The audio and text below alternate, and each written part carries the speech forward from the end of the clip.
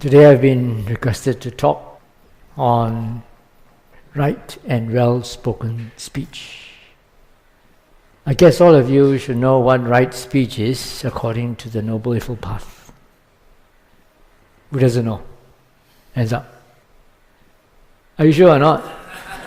If you don't know and you don't put up your hands, that's not right speech. Okay, this is very obvious. Right speech according to the Noble Eightfold Path means abstention from false speech, from divisive speech, harsh speech, and frivolous speech. It seems that this is quite a negative way of putting it, because it doesn't tell you what you should do instead of just abstention. After you abstain, what do? However, because it was phrased in a negative way, it's more encompassing. If you're not having false speech, that means you are doing other things which are not false speech, or none of these, but need not necessarily be the direct opposite. So the opposite of false speech is truthful speech. The opposite of divisive speech is harmonious speech. And the opposite of harsh speech is polite speech. And the opposite of frivolous speech is meaningful speech.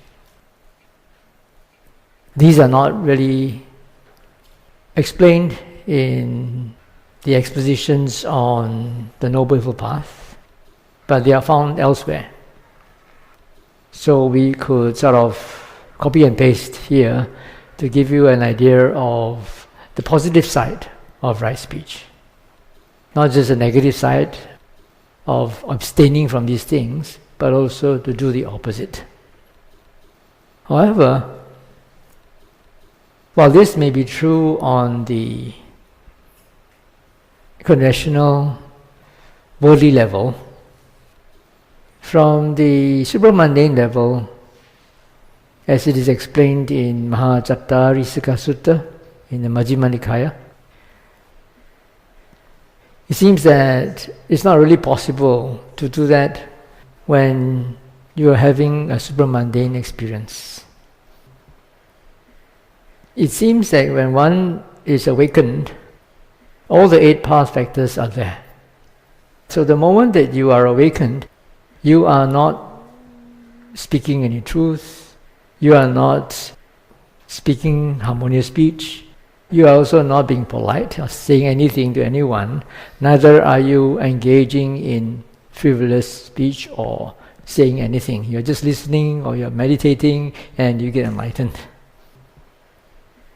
So in the Aggacitta Sutta, it says that this abstention from these 4 things has already happened earlier on. And it's just a continuation. Although you are not actively abstaining from these 4 types of wrong speech, the mind is in that mode. It is neither engaging in any of these types of wrong speech,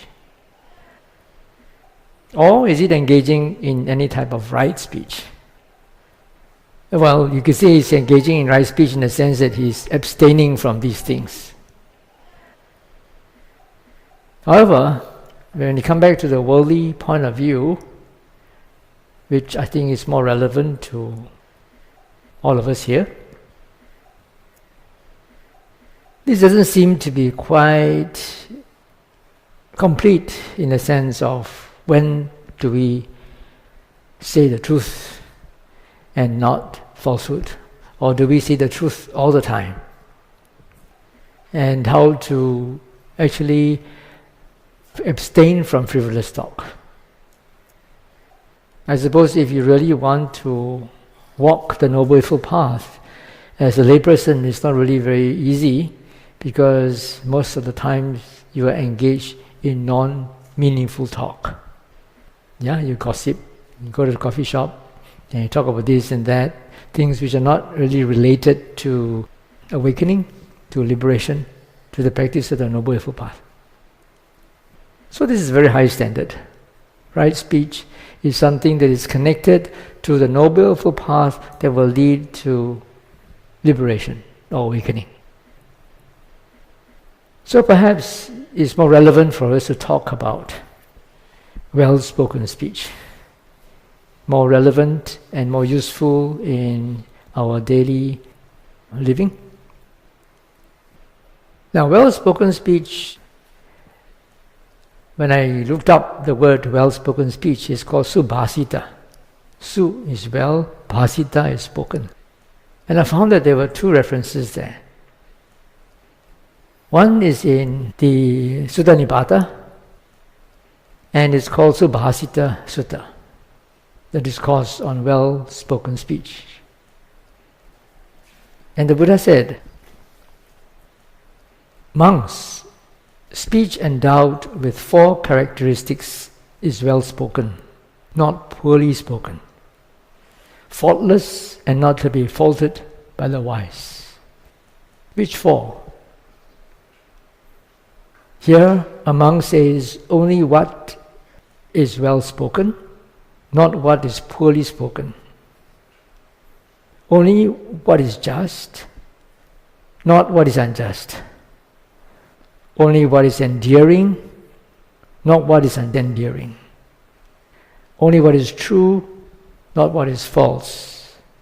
Speech endowed with these 4 characteristics is well-spoken, not poorly spoken, faultless and not to be faulted by the wise. So there are actually 4 factors there. How many can you remember? Well, to help you remember, as usual, I'm coming up with an acronym. The acronym is we rent. You rent a car, you rent a house, you rent an apartment. So the acronym is we rent. And we here stands for well-spoken. That's the first factor. Second, R stands for righteous or just. And N here stands for endearing. And finally, T stands for truthful. So well-spoken speech that is faultless and not to be faulted by the wise was defined by the Buddha in this sutta as speech that consists of these 4 characteristics. But you can see that there's an overlap because he didn't define what is well-spoken. He used well-spoken to define what is well-spoken. So what is well-spoken? It's just like the exposition for right livelihood in the Noble Eightfold Path. It doesn't seem to be very helpful because it says, what is right livelihood? Here, a disciple of the Noble One abstains from wrong livelihood and engages in right livelihood. Full stop. How helpful is that definition? So here is the same. He talks about well-spoken speech, and then he uses well-spoken speech as one of the characteristics. So we have to look somewhere else to get more clarification. That's the beauty of knowing the Pali language, because now it's all digitalized. So very easy, you know where the word is, you just look it up and it'll tell you where you can find it everywhere in the Tipitaka. Before we talk more about well-spoken speech in another sutta, here, what is the meaning of righteous? The Pali word is Dhamma. He speaks what is Dhamma, not what is Adhamma. When he says he speaks what is Dhamma, it doesn't mean that he's talking about the teachings of the Buddha. The word Dhamma is used in a wider sense, in a sense of it's something according to the law, whether it's a law of morality or the law of nature. But in this case, it probably refers to something which is just and righteous. But then again, one must also be very careful, because some people tend to be very righteous, self-righteous, and they go around being very dominating. I don't think that the Buddha was referring to this sort of domineering righteousness. Yes, he means that you're not saying something that is unjust. You're saying something which is just. Righteous in that sense, morally right. And enduring here, the word used is piya. Piya means love, and the word piya also used as an adjective to mean enduring, that people like, people love, lovable words, lovable speech. And finally, which is truthful, because it's part of the precepts to abstain from telling what is false, so definitely has to be truthful. But it doesn't mean that you speak the truth all the time. I will get back to that later. Now, there is another sutta in the Anguttara Nikaya called the Vaja Sutta, AN 5.198. And in this sutta, the Buddha also said that if a speech that is endowed with these 5 qualities is called well-spoken speech. Here at least we have a definition, but there's some overlap also. So here again, I give you an acronym. The acronym is bet and tip me. Bet and tip me, like you tip a waitress. You place a bet and you tip me. So the first one is we rent, and the second one is bet and tip me. So what does BE stand for? BE stands for beneficial. What is beneficial? T here is the same as the first one. It stands for what is truthful. TI here stands for what is timely. P stands for what is polite. And finally, ME stands for with metta. So you can see here that there's some overlap, because truthfulness is in both suttas. And I suppose you could say that when there is metta and politeness, then the words should also be endearing. The only thing that's missing in the Vaja Sutta is righteousness. There's nothing mentioned about righteousness, but it has something very important there. It's called timely. Before we talk about timely, let me give you a bit of elaboration on how you can practice this. This is a very important criteria for you to decide on whether you want to say something or not. Well, you could combine these 2 suttas and make that something to work towards. In order to be able to decide whether you want to say something or not, according to this criteria, you need to have some prerequisites. And what is that? That is mindfulness. What is mindfulness? Mindfulness is the faculty of the mind that is able to look back at past events and things of the past, whether it's intermediate past or distant past or even immediate past. So if you don't have enough mindfulness, you've not trained your mind to look back at what's happening in your mind, you will not be able to follow this criteria. Correct? Because all our actions, whether mental actions, whether verbal or physical actions, are preceded by intentions, are preceded by an initial thought, an initial intention. You want to think something, you want to say something, you want to do something. Most people are not aware of this. Let me try an experiment with you here. You're sitting right now, in whatever posture you are, freeze. Don't make yourself comfortable. Freeze in whatever posture you are in now, and don't move. Keep absolutely still.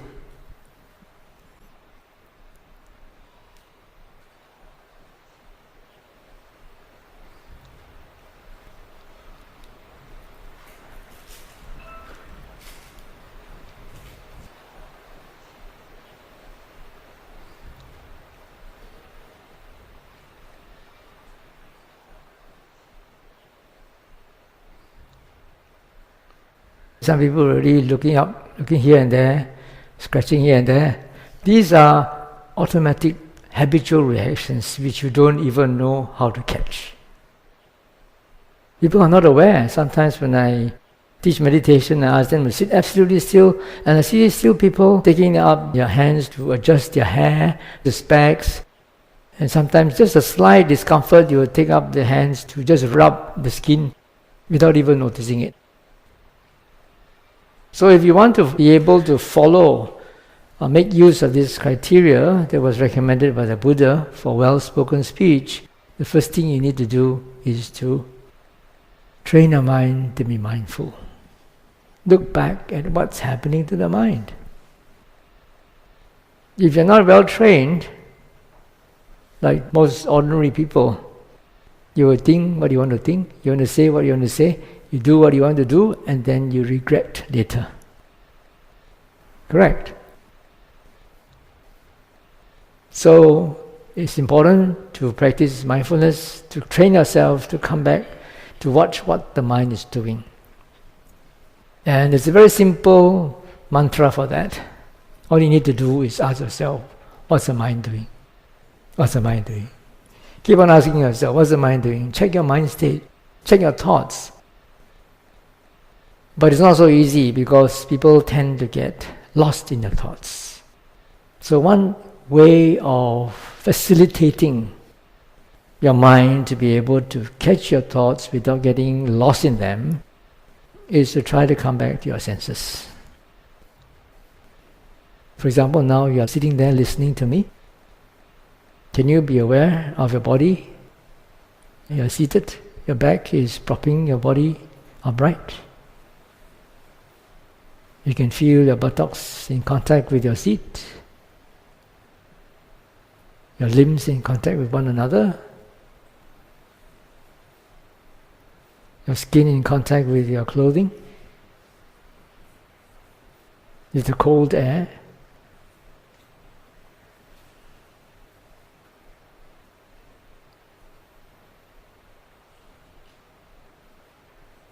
You can also hear sounds in the background besides my voice.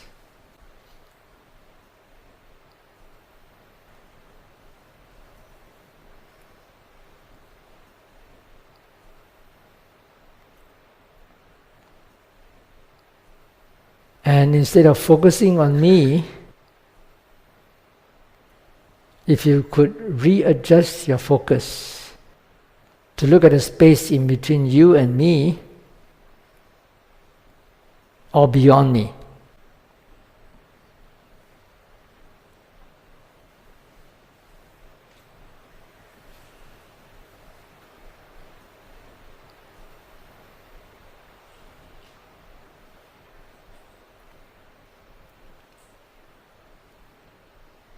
When you try to do that, when you defocus, then what happens is that you get an overview. If you focus on me only, then other things are blocked out. When you defocus, you step back and adjust your focus to the space between you and me, or beyond me and beyond the world. Then you have a different view. You have an overview of things.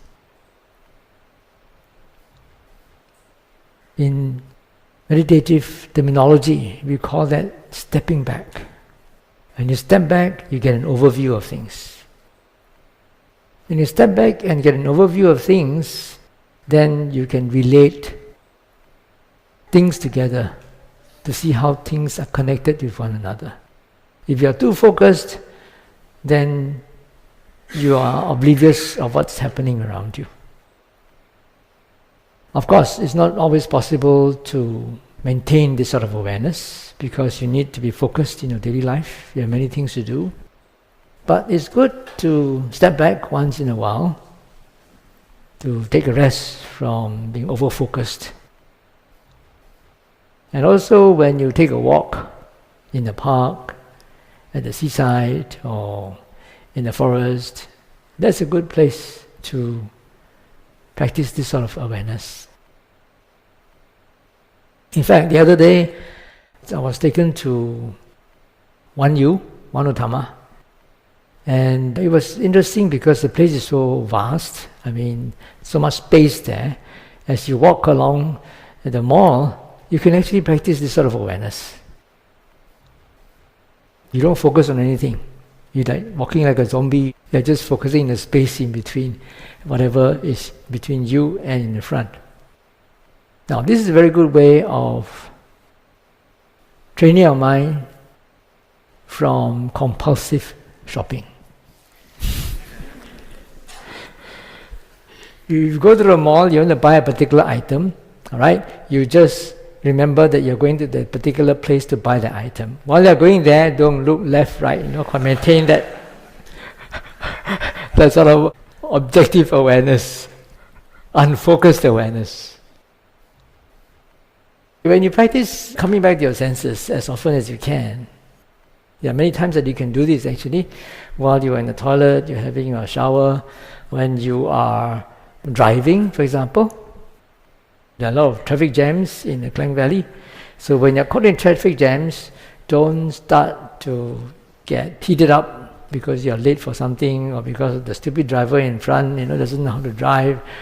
Maintain that sort of open awareness and see what goes on in your mind.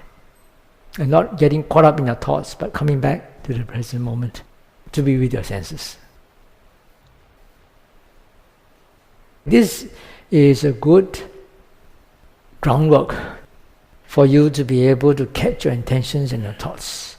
When you're able to catch your intentions and your thoughts, then only will you be able to put this criteria for well-spoken speech into practice. Then you can actually process your intentions before you decide to pursue them or to abandon them. In Pali, we call this sati sampajanya. Sati is the quality of the mind that is able to look back at what has just happened, be able to catch the intention. And sampajanya is clear awareness, clearly aware of what's going on in the mind, and also making use of this value system that mindfulness has learned in the past. The job of mindfulness is very important. For example, right now, you are listening to me, and I'm giving you all these acronyms. If you don't make an effort, a willful effort to remember them, when you get out of this hall, you wouldn't remember. If you cannot remember, how are you going to put that to practice? Correct. So, even clear awareness, sampajanya, depends on sati. If sati didn't do its job in the beginning, sampajanya wouldn't have any reference point. So, the importance of sati cannot be overstressed. It's so important. Now we're talking about whether we speak the truth all the time. There's one sutta in the Majjhima Nikaya. Sutta number 58 is called Abhaya Raja Kumara Sutta. Abhaya, the prince. The sutta about Abhaya, Prince Abhaya. So he was having a conversation with the Buddha, and the Buddha told him that the Tathagata, or the Buddha himself, does not always speak the truth. Let me read the whole thing to you so that you can understand it in context. In the case of words that the Tathagata knows to be unfactual, untrue, unbeneficial, unendearing and disagreeable to others, he does not say them. So what is not truthful, what is not beneficial, what is disagreeable, the Buddha does not say. In the case of words that the Tathagata knows to be factual, true, unbeneficial, unendearing and disagreeable, he also does not say. It's factual, it's true, but because it's unbeneficial and also unendearing and disagreeable, he does not say them. In the case of words that the Tathagata knows to be factual and true, beneficial, but unendearing and disagreeable to others. Does he say or not? Something which is factual and true, and is also beneficial, but is unendearing and disagreeable to others. So will he say or not? He has a sense of the proper time of saying. So look at this combination. There's something which is factual and true and is beneficial, but people don't like. So he will not simply say, he will look at the appropriateness of the situation, whether the person is ready or not, then he will say. In the case of words that the Tathagata knows to be unfactual, untrue, unbeneficial, but endearing and agreeable to others, he does not say them. It's untrue and unbeneficial, but people like, also he doesn't say. In the case of words that the Tathagata knows to be factual, true, beneficial, and endearing and agreeable to others, he has a sense of the proper time for saying them. Why is that? Because the Tathagata has compassion for living beings. The message of the Buddha is not always sweet. A lot of times he gives us a lot of bitter medicine. There's this story of Magandiya. I don't know whether you've heard of this. It's on the Majjhima Nikaya. Magandiya was a Brahmin, and he was a very knowledgeable Brahmin, and he had a very beautiful daughter. Beautiful daughter that everybody was going after. So one day he was walking along a path, and then he saw the footprint of the Buddha. And the moment he saw the footprint, he recognized that this person is a very special person. He called it the Mahapurisa, the great man. This person is either a Sammasambuddha or he's a Chakravati, or has the potential to become a universal monarch. So he tracked the Buddha's footprints and finally found the Buddha. And he, of course, was very honored to meet such a person, such a special, great man. And he offered his beautiful daughter to the Buddha. And the Buddha said, I will not even touch her with my toe. And the daughter was there, and the daughter heard this, and she got so mad. Eventually, she tried to take revenge on the Buddha. That's a long story, I'm not going to go through that. But you see, it's strange that the Buddha would say such a thing, and it caused so much bad karma that this lady harbored and had a grudge for the Buddha. I don't know, maybe there's some other reason which we don't know. But it seems rather contradictory to what is said in the sutta, when the Buddha says that if it's true, factual, beneficial, but it's not agreeable to people, then he will say it at the right time. I don't know. The commentaries also were speculating. Maybe it was not beneficial for her, but it's beneficial for the parents.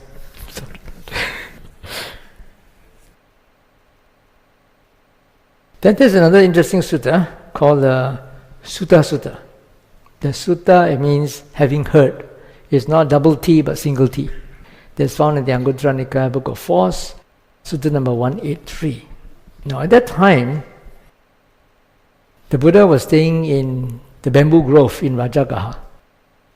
Then the Vasakara, a Brahmin who was one of the ministers of the king Bimbisara, approached the Blessed One and on arrival exchanged courteous greetings with him. Then he said to the Blessed One, I am of the view, Master Gautama, of the opinion that when anyone speaks of what he has seen, saying, thus have I seen, there is no fault in that. When anyone speaks of what he has heard, saying, thus have I heard, there is no fault in that. When anyone speaks of what he has sensed, saying, thus have I sensed, there is no fault in that. When anyone speaks of what he has cognized, saying, thus have I cognized, there's no fault in that. So what he's saying is that through any of your senses, whether you've seen, heard, smelled, tasted, or felt with the body, or cognized with your mind, if you say the truth at any time, then that's not an issue. To him, it's okay. But the Buddha disagreed. The Buddha said, I do not say, Brahmin, that everything that has been seen, smelled, tasted, whatever, or cognized, should be spoken about. Nor do I say that everything that has been seen should not be spoken about. I do not say that everything that has been heard, sensed, cognized should be spoken about, nor do I say that everything that has been cognized should not be spoken about. So the Buddha is not giving you black and white. He's not saying, okay, if I've seen, then I should say. Or if I've seen, I should not say. When, for one who speaks of what has been seen, unskillful mental qualities increase, and skillful mental qualities decrease, then that sort of thing should not be spoken about. But when, for one who speaks of what has been seen, unskillful mental qualities decrease, and skillful mental qualities increase, then that sort of thing should be spoken about. So the criteria is whether it's going to be skillful or not. If you speak about something which is true, and yet is not going to bring about wholesome qualities, then don't say. So wholesome qualities mean also within you and outside of you. If you say something which is very truthful, for example, you heard somebody criticizing another person, you heard A criticizing B, and B was not around. Then later you went to B and said, hey, A said that to you. You heard, right? You're telling the truth, but is that going to produce wholesome or unwholesome qualities in the other person? You see, if you did that innocently, that's out of delusion, then you are not committing the offense of divisive speech. If you do that intentionally in order to cause disharmony between A and B, then that is divisive speech. You understand? One is doing it without the intention to cause disharmony. It's just a delusion and absent-mindedly, just for gossip's sake. Then there's also another sutta on how one should react when people speak to you with words that are the opposite of well-spoken speech.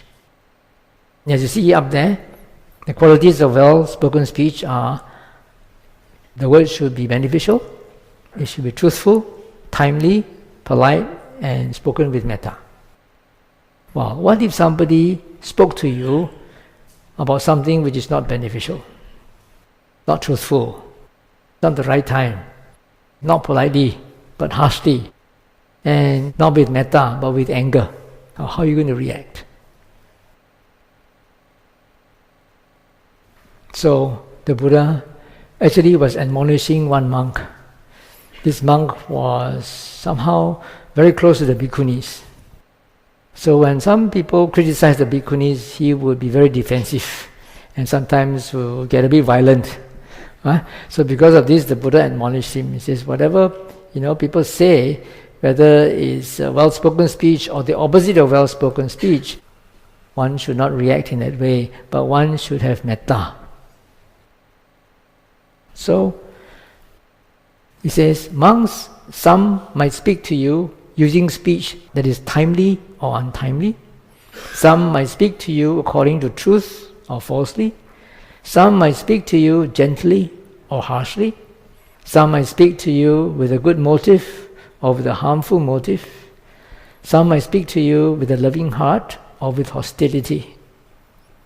On all occasions, monks, you should train yourself thus.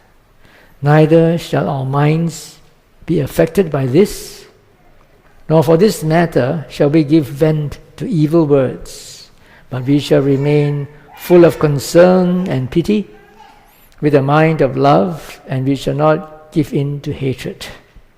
On the contrary, we shall live projecting thoughts of universal love to that very person, making him as well as the whole world the object of our thoughts of universal love, thoughts that have grown great, exalted, and measureless. We shall dwell radiating these thoughts which are void of hostility and ill will. It is in this way, monks, that you should train yourself. So this is a very high standard meant for monks, but you all can try your best and see how you fare. Now, to help you to respond in a positive way and to encourage you to observe this right speech, there's one sutta in the Anguttara Nikaya called the Duccarita Vipaka Sutta, AN 8.40, where the Buddha talks about the 10 causes of unwholesome actions, and he will say, if you committed any of them, then what could be the possible effects? So, with respect to speech, the Buddha says,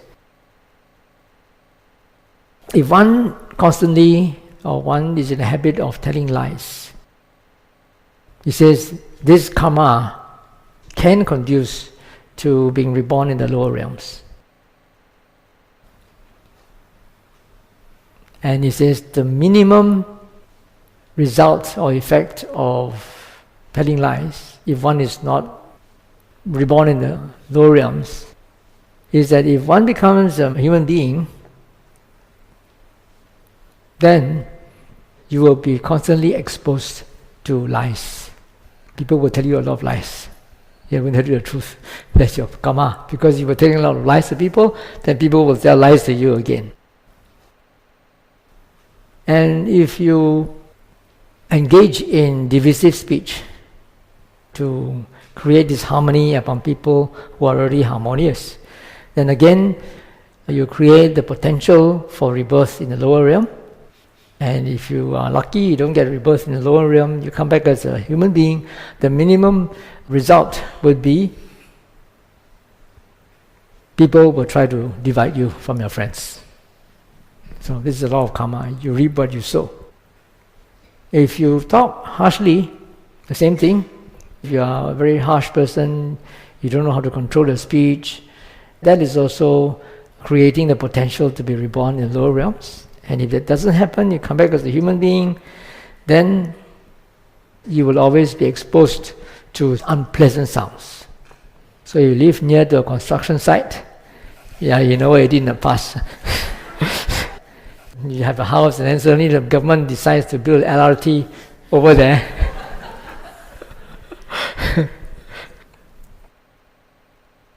The last one is if you engage in frivolous talk, then what's going to happen is, if you don't get reborn in the lower realms and you come back as a human being, then you will be exposed to frivolous talk. People will talk all sorts of nonsense, and even though you don't like them, you have to sort of bear with them. This brings me to a concluding sutta about 4 types of practices. It's in Anguttara Nikaya, Book of Force, Sutta number 164. And he says, monks, there are 4 modes of practice. Which 4? Intolerant practice, tolerant practice, self-controlled practice, and even practice. Okay, what are the 4? Intolerant, tolerant, self-controlled, and even. Okay, remember? No acronym for you this time. What is intolerant practice? There is a case where a certain individual, when insulted, returns the insult. When abused, returns the abuse. When bickered with, bickers in return. This is called intolerant practice. which means that if you react to somebody scolding you by scolding back that person, or if somebody is angry with you, you react with anger, then this is intolerant practice. There's one yogi who told me, I have no problems with people who are nice to me, but when people say rude things to me, I can't help but being rude to them. So, if you're a yogi, you're supposed to be different from normal people. In the sense, you have more self-control over your mind and your actions. And what is tolerant practice? That's the opposite. When insulted, one doesn't return the insult. When abused, one doesn't return the abuse. When somebody quarrels with him, he or she also doesn't quarrel back. But you can do all these things only when you have mindfulness. Correct? If you don't have mindfulness and you react certainly, you are not even aware that anger has arisen, how are you going to restrain yourself? It's not easy. Now, another antidote for angry people is to practice metta. Why? Because people with an angry temperament, very picky and tend to look at the faults of others, faults of situations, look at the negative side of things. That's why they have such an angry temperament, because they don't like a lot of things. So this is a habitual tendency. It's just like that. Some people are just born like that, and they are born like that because of past habits. In the past, they have been cultivating this and not trying to deprogram their minds. So a good way of countering this tendency to be angry, to be hot-tempered, to be quick-tempered, is to practice metta. And to practice metta is the opposite of anger. Anger always looks at the faults of others, looks at the bad side of things, but metta, on the other hand, is looking at the good side of things, wishing that all beings are well and happy. So that's why when you practice a lot of metta, then you reprogram the mind. So the mind, instead of looking at faults, then the mind will be looking at how people can be well and happy. So this is a very good way of doing it. Many years ago, when I was still studying with Sayadaw Pandita, that was more than 30 years ago, there was one yogi who finished his course in Vipassana, according to the Mahasi tradition. Then at that time, he wanted to continue meditation, so Sayadaw Pandita asked him to do samatha practice, metta. And he was someone with an angry temperament. And later he came to ask the Sayadaw. He said, Sayadaw, why didn't you teach me metta earlier? Because he found it so helpful, and it changed his life and his relationship with other people. Because he became somebody who is more forgiving, more understanding, more accepting. So one way is to do metta. Another way is actually to practice mindfulness. Metta helps to reprogram your mind. Mindfulness helps you to catch your anger before it catches you. You can catch your anger before it catches you, but you see, if you practice metta, the tendency of anger arising will be less. But sometimes it does arise. When it does arise, then you have to make use of mindfulness to be able to catch it before you explode. So these two are important.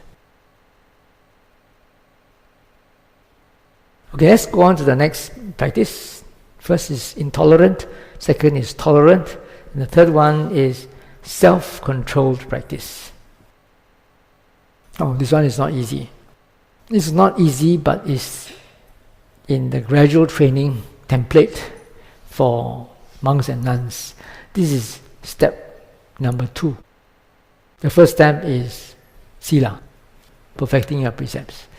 Step number 2 seems like a big jump. Step number 2 is about guarding the doors of your senses. When you see something with the eye, you don't grasp at its signs and features. When you hear something through the ears, you don't grasp at the signs and the features. Which means to say that it's actually being very mindful. You don't allow the mind to start to proliferate on what you see, hear, smell, taste, feel with the body, or even what the mind thinks. Actually, it's a very high degree of mindfulness to be able to do that. I don't know why the Buddha put it as step number 2. It's like the big jump from taking care of the precepts to watching the mind. But actually, it's not really a very high state in the sense that when you practice restraint of the senses or guarding the door of the senses, this does not really give you wisdom yet. It only helps to restrain your mind. When you go on an intensive retreat, usually you are told not to be a busybody, mind your own business, lower your eyes and just see about 2-3 meters in front of you. When you are in that mode, then you program your mind not to proliferate. Whatever you see, you know you're seeing only. You don't bother what you see and make a story out of it. But I don't suppose this is something easy for lay people, because you are all engaged in a lot of activities and a lot of worldly, conventional matters. You have to think, you have to conceptualize. So it's not so easy, but it's still possible. Like I said, when you go to a mall to buy a particular item, just keep in mind that particular item, the store that you want to go to, and then when you walk through the mall, practice open awareness. Just maintain an unfocused gaze. So this is called self-control practice. The next one is called even practice. There's a case where a monk doesn't acquiesce to a risen thought of sensuality. He abandons it, destroys it, dispels it, knows it, demolishes it, wipes it out of existence. It sounds very drastic. The Buddha is using very tough words for this. Actually, what it means is that the monk does not entertain any thoughts connected with greed, hatred, or delusion. He doesn't give in to a thought of sensuality, means desire for pleasures of the senses. He doesn't give in to a thought of ill will. He doesn't give in to a thought of harmfulness. He doesn't give in to any arisen, evil, unskillful qualities. He abandons them, dispels them, knows them, demolishes them, wipes them out of existence. So this one sounds like it's more for yogi. If you're doing an intensive retreat, then you can go to that mode. So in this sutta, what is relevant to most of you would just be the first 2 modes of practice. First is intolerant and tolerant. So if you're an intolerant person, you react in the way people treat you, then that's the first thought of practice. On the other hand, you don't react that way, you respond in a positive way to the way people treat you in a negative way. Then there will be the second thought of practice. So I hope that you will be able to remember these acronyms and have enough mindfulness to be able to catch your mind, your initial thoughts, so that you can put them into practice and improve your relationships with well-spoken speech.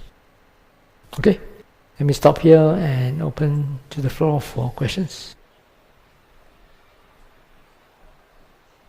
This is a very brief question. You mentioned about Sati Sampassana.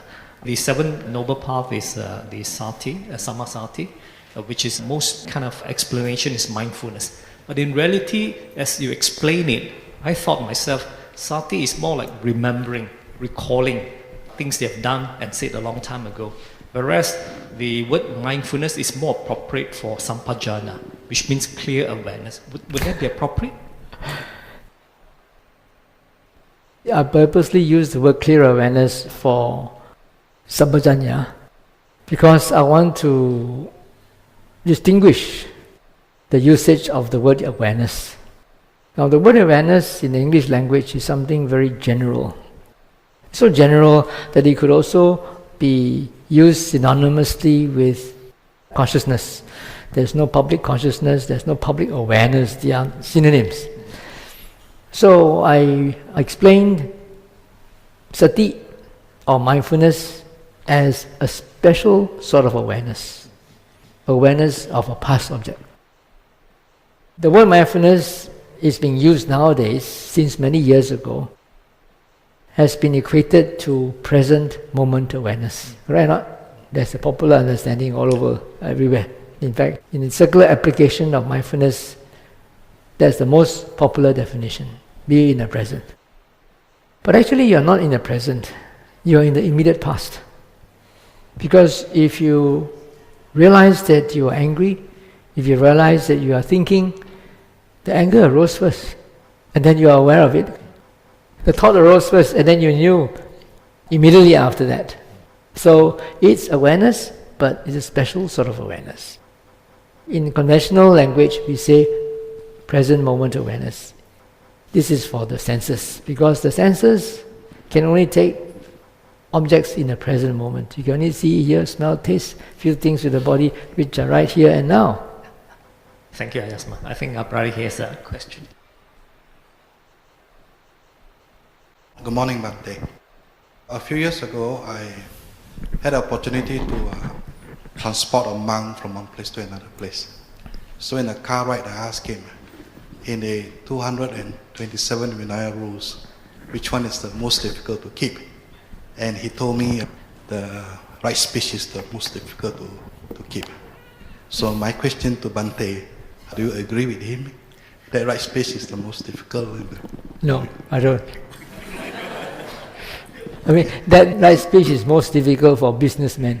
Monks don't have to do business, so it's okay. Bhante, how is your bar test, B-A-R-R, relation to this well-spoken speech? They are very closely related, they actually overlap. Yeah, because B stands for beneficial, so here, bad and tip me, that's already beneficial. And A stands for appropriate, and appropriate can also go into timely. Is it the right time? Is it the right circumstances? Is it the right expression? Is it the right mood? Okay, A. And relevance can also be under timely, whether it's relevant to you or not. And R is realistic in the sense that, is it truthful? Is it factual? So there's some overlap. So sometimes when I talk about the bar test, I also put in this bet and tip me to elaborate on the bar. Anyone else?